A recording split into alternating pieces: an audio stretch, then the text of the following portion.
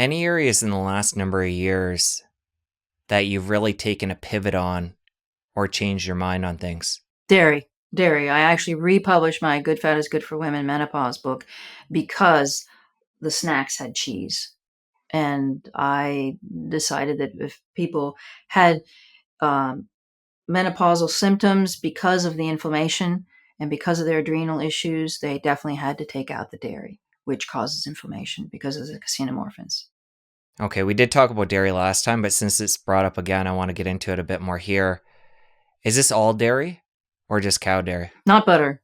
Not butter. All okay. No, not butter. Oh, Yeah. A2, A1 you're talking about? Well, just different.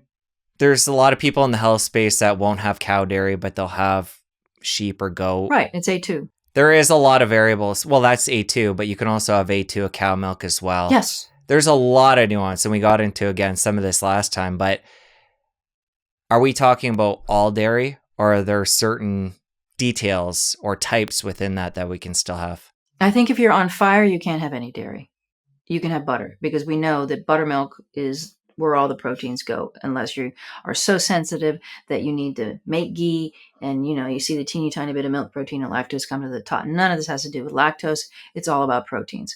So the more inflamed you are, you should not have any kind of dairy. So you can have Guernsey, Jersey, those places in England, they have the breeds of cows that are A2.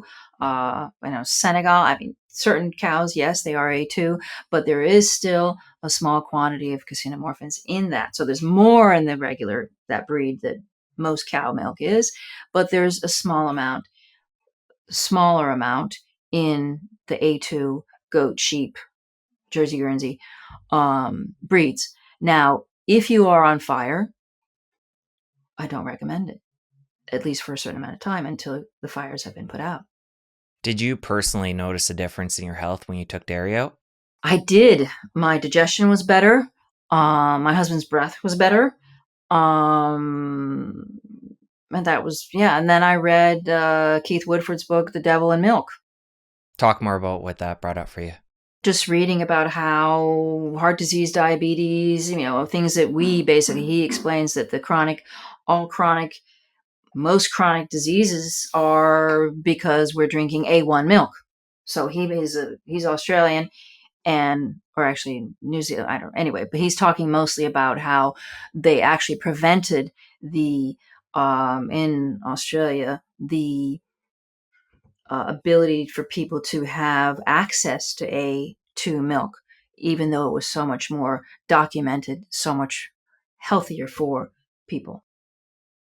If you enjoyed that clip, you're going to want to head over here and catch a full episode. I'll see you over there. Every single cell in the body needs iodine. Every tissue needs iodine. Iodine is an antibacterial, antifungal, antiviral. It's a heavy metal chelator. That's my shield. We use more nutrients when we're in a state of stress. If your body's fighting an infection,